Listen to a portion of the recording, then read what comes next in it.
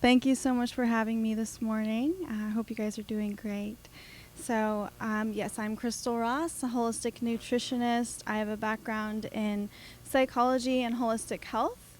So, I pull from my toolbox when I'm helping counsel clients on how to live a more vital life. So, my mission is essentially to guide and inspire you to create a body and a life that you love. And so Hippocrates said, "Let food be thy medicine and medicine be thy food." And he hit the nail on the head with this one.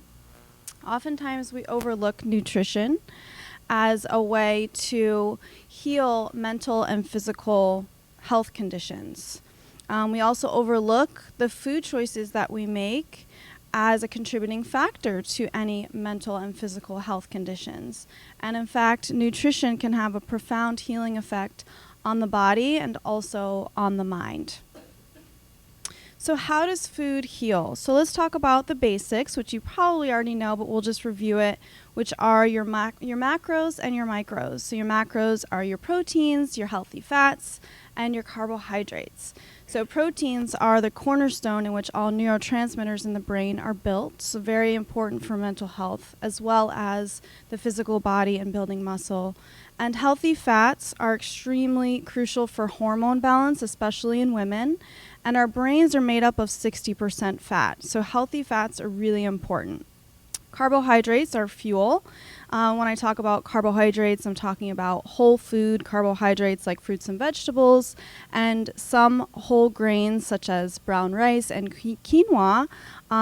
However, each individual is unique, so the ratio of proteins to carbs to fats are going to be very different for each person depending on your genetics and your preferences, your activity level, your age, your BMI, many factors that go into what ratio is right for you, which I'm sure that Walter is helping you with.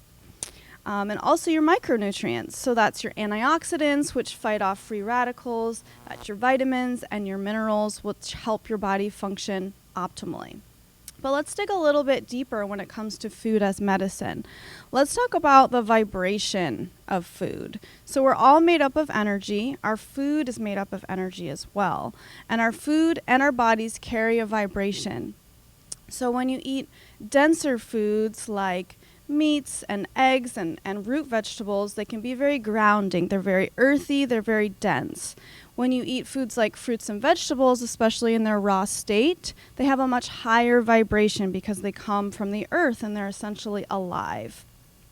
Now, again, it's going to be very individual as far as what ratio of raw to cooked, as far as what ratio of, meats to veggies to fruits, and I honor all diets across the board, but just making sure that you're getting some higher vibration foods into your diet, which are those fruits and veggies from the earth. You can also tell when you're around a high or lower vibration person, right? So if you're lower vibration, you're going to have more illness, more disease, maybe a little more fatigue, maybe a little more pessimism. And when you're around somebody who has a higher vibration, you're going to feel their presence. You're going to feel their vitality. You're going to feel their inspiration, and they're going to have a healthier physique, most likely. They're going to look more vital, more alive, healthy skin, and that's what we want. We want to be higher vibration.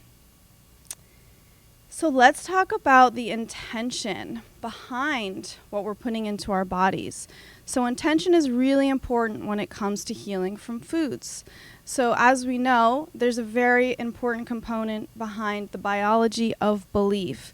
So when we are blessing our food before we eat, or we're setting a positive intention for this food to nourish our bodies, it actually changes the way that it interacts in the body. So even if you're, say, eating a slice of pizza, if you are, not that I recommend eating a slice of pizza, but it's all about the intention, right? So if you're going to do it, go all in, have a positive intention about it, because intention can go a really long way when it comes to using food as medicine. Also, epigenetics. Has anyone heard of epigenetics? So essentially, epigenetics is the way that we live our life, the way we interact with our environment, the foods that we eat, what we believe can actually impact how our genes express themselves.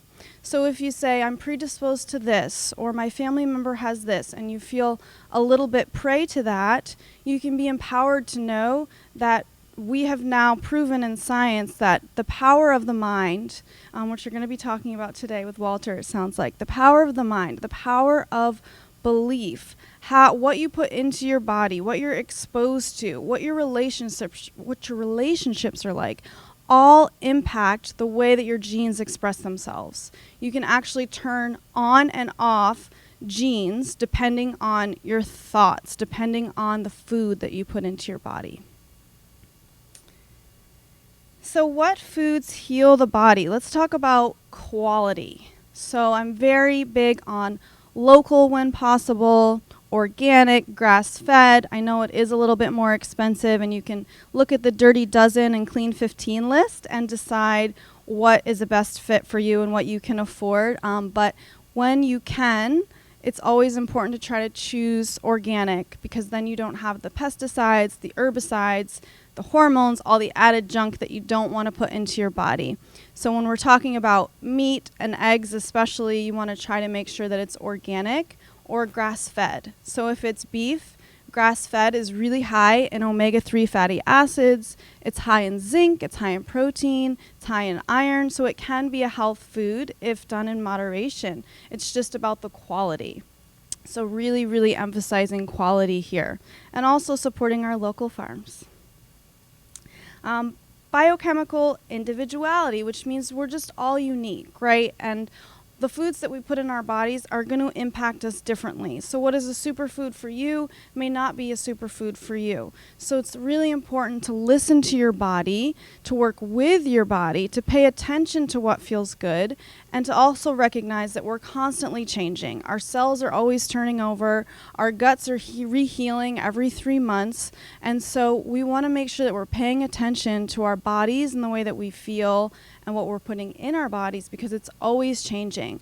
So what diet worked for you last week or last month or last year may not necessarily work for you today. So it's really important to just pay attention, tune in to how you're feeling, maybe even having a food journal and making a note of not only what you eat, but how you feel before and after you eat it. Because if you start to notice a pattern where you feel sluggish at 2 o'clock every day after you have, pasta for lunch, then you can start to make that correlation of, wow, maybe pasta for lunch isn't the best choice for me because I feel sluggish in the afternoon. Or maybe the opposite, when you have some healthy proteins like some eggs and some spinach with coconut oil in the morning and you feel great all day long and you don't have that slump in the day, then you'll start to see those patterns of what really works well for your body. So the basics for healing the body and eating healthy across the board is whole foods across the board. So I support any dietary preference that people want to gravitate toward, whether that's paleo, keto, low carb, gluten-free, vegetarian, vegan. Across the board within those, whole foods is the emphasis here. So I do recommend in most cases some animal protein that's good quality, even if it's a therapeutic dose and you're not eating it every day. I do have some vegan clients who I help find the perfect combination for to make sure they're getting everything they need. But ideally, our physiology does function best with some good quality animal protein. So the basics are, do you have a question? No. You're great. Yeah. So the basics, meat, eggs, fish, fruits and vegetables, nuts and seeds, healthy fats like avocado and coconut oil and olive oil, water, of course, herbs and spices, herbal tea. Fermented foods are really important for the gut. However, some people can't tolerate healthy ferments, and so it can actually make their digestion worse if they have any kind of digestive distress.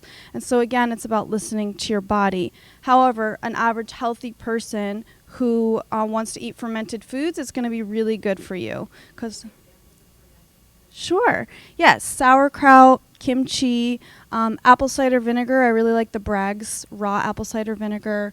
Yogurt if you eat dairy. Preferably fermented vegetables. So you can do kombucha or miso, beet kvass. Yeah, those are the tempeh if you do soy. Not a huge fan of soy, but if you do, make sure that it's organic and fermented. You're welcome.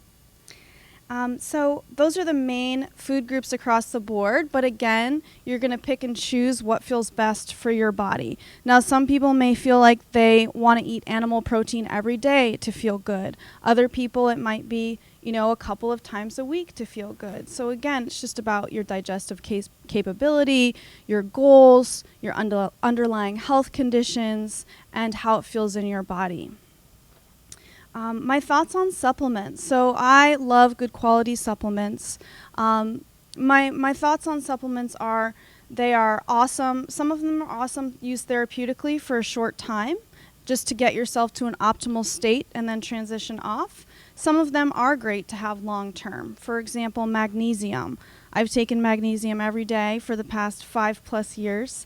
And most of our food supply is deficient in magnesium because our soil is so depleted. So even if you're eating a really healthy organic diet, our soil is much different now than it was 100, 200 years ago. So even if you're eating healthy, you're probably going to have some nutritional gaps where you're going to want to fill that with good quality supplements.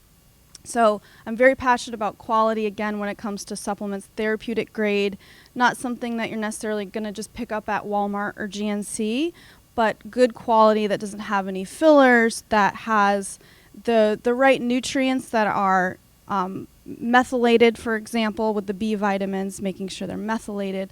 So it gets very convoluted when it comes to supplements, but I'm very into supplements being used as therapeutically. And not all calories are created equal. So when you have a 100-calorie snack that's in a little bag and then you have a little handful of almonds, the best choice is always going to be the almonds, right? Because it's a whole food and it's about nutrient density, not necessarily about the calories. So calories in and calories out isn't exactly how it works because our bodies are so different and they metabolize things very differently. And so when you're choosing whole food options, you're going to get all those nutrients and all those what's called cofactors, which help break those nutrients down to absorb. And they work, so when you eat a whole food, everything works synergistically together because it's coming from nature. And when it comes from nature, it's perfection, just like we're perfection. So, the benefits for eating for health. Reducing inflammation, which we know inflammation is the root of all disease. There's an inflammatory component. Reducing pain. Regulating hormones and mood is a big one. Digestion, sleep, energy, and blood sugar. Again, blood sugar is at the root of a lot of health conditions. So we want to get our blood sugar in balance in order to curb those cravings, in order to balance our mood, in order to balance our sleep. So when we start with blood sugar balance, a few ways you can balance your blood sugar are cinnamon is actually wonderful for balancing blood sugar. Chromium is a nutrient that's found in whole oats and a few other foods. You can also balance your blood sugar by reducing stress, which is so easy, right? And as well as starting your day with healthy fats and protein. So when you start your day, whether you're intermittent fasting and eating at 11 or whether you're eating at 8, I just say across the board, whatever your first meal is of the day, start with some healthy fats and protein. And that's going to balance your blood sugar all day, and it's actually going to help you sleep better that night. And so by healthy fat and protein, for example, a couple of organic eggs with a quarter of avocado with a little drizzle of olive oil, a handful of some almonds. I like to saute up some spinach and some coconut oil with a little sea salt in the morning. Olives, you can do some olives on the side. I like to do a veggie in the morning. So the best combo for the morning, fat, fiber, and protein. And that will help keep you full until lunch and balance your blood sugar all day. Another benefit for eating for health, you're alkalizing the body. So if you're eating a lot more fruits and vegetables, herbal teas, herbs and spices, those are all alkaline foods, lemon, lime, all alkaline foods, and you're going to help alkalize the body. And we know that cancer thrives in an acidic environment in the body.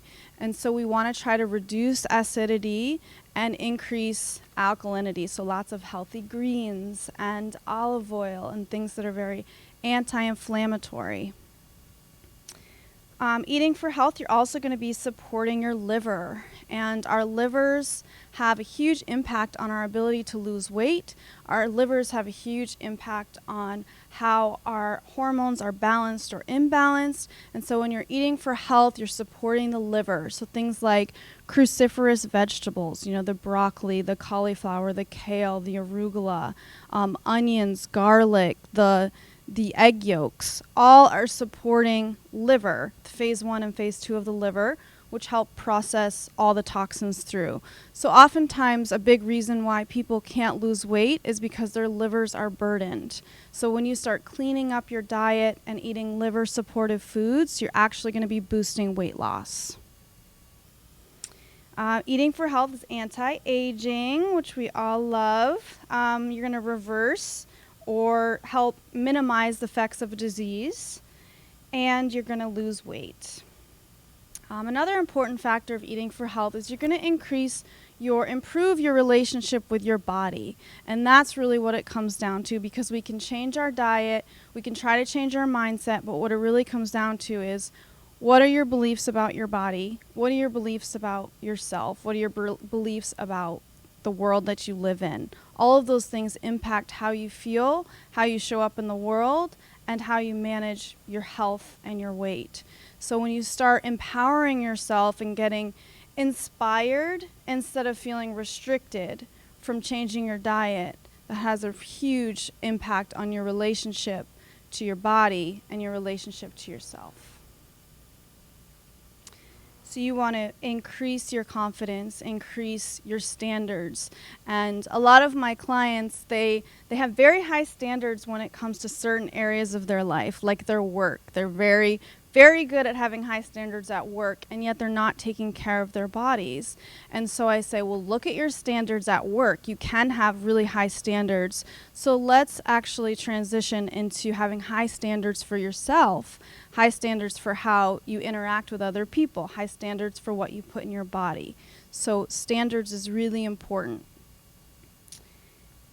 And quality of life, that's really ultimately what it comes down to, right? Is feeling good in your body, actually enjoying this earth that we live on, having fun, having good relationships, enjoying the things that we want to do, being able to celebrate ourselves and our families and our passions. And we can't do that if we're bogged down by health conditions or bogged down by weight. So we want to increase the vibration, get a little lighter, have a little bit more fun, and life's going to get a lot easier. So a few diets, we can talk about the keto diet, which is essentially high fat, moderate protein, low carb. I don't normally recommend, just depending. It depends on the person's health condition, but I like to really aim for sustainability. So unless you want to eat keto for your whole life, oftentimes I'll see people do keto for a little while and they'll lose the weight and they'll feel really good because it is really great for balancing blood sugar and boosting mood and energy, but then eventually can't sustain that type of diet, and then they gain the weight back, and then they feel fatigued, and then they feel defeated, and that's not a good feeling. And so I'm really passionate about small, steady changes. Unless you're a person who wants to go all in, then go all in, because it's all about you and what works for you. But oftentimes for most people, it's slow, steady changes make a long-lasting impact.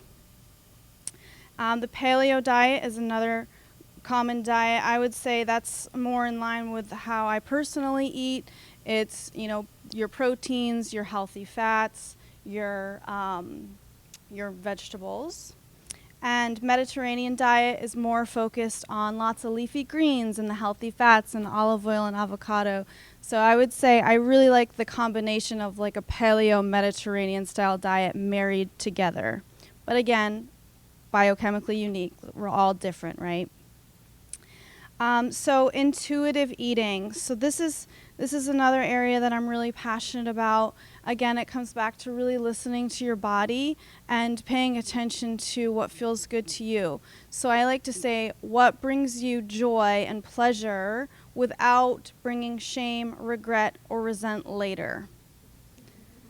So I'll say that again. What brings you joy and pleasure? Because it's supposed to bring you joy. Like food is a part of our life. It's supposed to light you up. It's supposed to turn you on. It's supposed to get exciting. So what feels good and feels very pleasurable and joyful in the moment, but doesn't bring shame and regret later? I think that's a really interesting way to look at it, because then you can start to break it down and say, okay, this really brings me joy. It also brings me resentment later. Not resentment, but regret later. And so sometimes you'll say, this really brings me a lot of joy and I feel great later. And that's what you want to gravitate toward, right? So on a final closing note, my mentor and naturopathic physician said a quote to me that really stuck, which is, a healthy person has 1,000 wishes and a sick or unhealthy person only has one. So, thank you. Awesome. Do you have any questions? Yeah.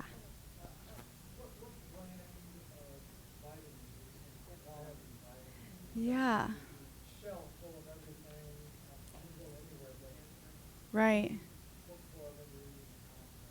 Yes. So a whole food vitamin. So if you go to, for instance, Whole Foods, they have one called Mega Food, and that's a whole food vitamin. At Whole Foods. It's called Mega Food is the brand. I personally use Designs for Health, which only doctors and nutritionists can prescribe to their clients. And it's all very high quality professional grade. But if you're looking to just run to the store and grab something, I would say Whole Foods is a great option and Mega Food is a great brand. You're welcome. Yes.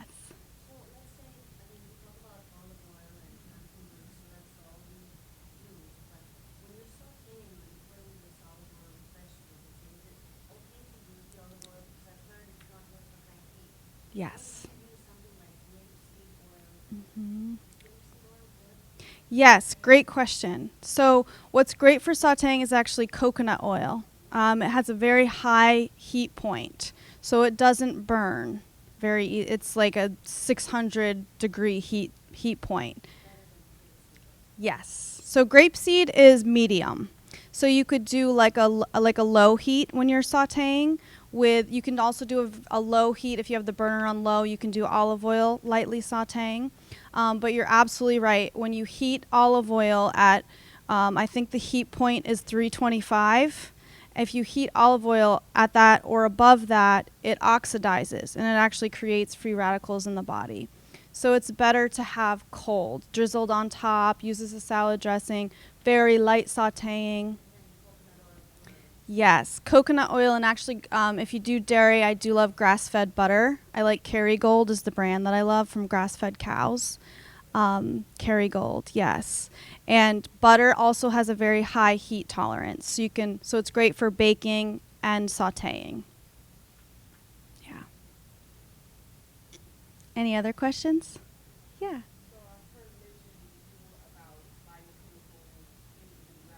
Mhm. Mhm. That's a good question. So that you would do with a functional medicine doctor or a naturopathic physician, and they do have some metabolic panels that they can run and some genetic panels they can run to see how you're best. Because some people do great with high fat, and some people can't do high fat. So that would be a great way to find that out. Yes. Yeah. Anything else? Well, thank you all. You've been great.